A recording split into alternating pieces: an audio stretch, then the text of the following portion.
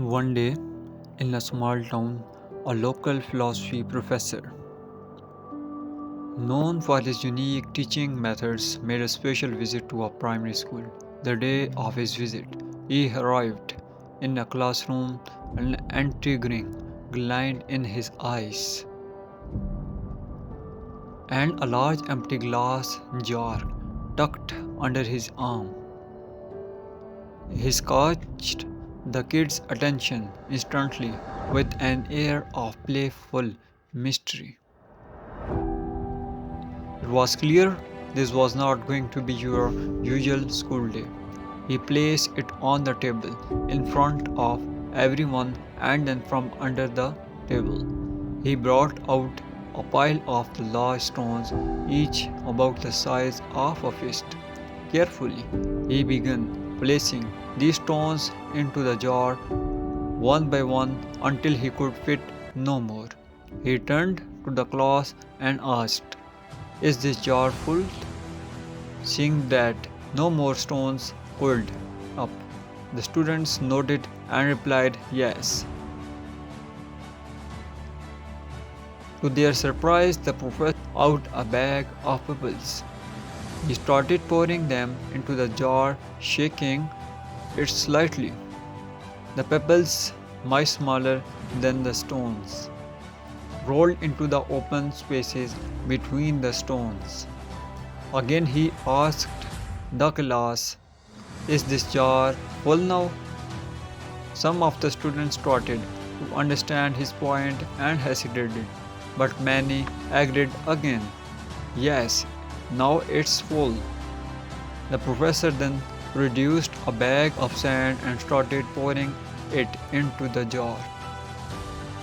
The tiny grains filled all the remaining interstitial spaces between the stones and pebbles. For the third time, he asked, "Is the jar full now?" The students catching on responded, "Probably not." Lastly, the professor pulled out the, a jug of the water imported into the jars, saturating the sand. Only then did he agree then the jar was indeed full.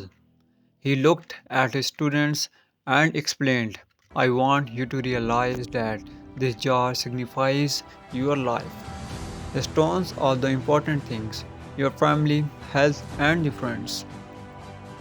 Things that if everything else was lost and only they remained, your life would still be full. The pebbles are the other things that matter. Your job, your house, your car. The sand represents the small stuff, the trivial things." He continued, "If you put the sand or the pebbles into the jar first, there's no room for the stones. The same goes for life. If you spend all your time and energy on the small stuff, the daily to-dos and the mundane tasks, you will never have room for the things that truly matter most. The stones are those things critical to your true essence and the happiness. They represent spending quality time with your loved ones, caring for your health, but also pursuing your dreams and the passions. If you don't prioritize these, you may find at the end that you have left out the most important parts of your life." He then concluded powerfully, "Make sure you put the stones in the first. They are your foundation, your main pillars. They are your family, your health, your dreams. Don't let the pebbles or the sand, the secondary tasks, the routine, the trivialities take precedence over them. At the end of your journey, it is the stones that will weigh the most in your jar of life, defining its value and the meaning. Let your life be driven by the things that enrich, that fulfill your soul and that matter the most. The rest is just pebbles and the sand." As the professor concluded his speech, a thoughtful student raised her hand and asked, "But professor, What about the water? Where does the fit into our lives? The professor smiled at her insightful question and responded, "Oh, the water. The water signifies that no matter how full your life may seem, there always room for a cup of coffee or tea with a friend. No matter how busy you are, there always space for the small moments of joy, relaxation, and connection with others. In our lives, we often find ourselves juggling between priorities, trying to fit everything into the limited hours of the day. We get so catch up in the hustle and the bustle, the small tasks that we sometimes forget what truly matters. They jar our life. It's not infinite. It has only so much space.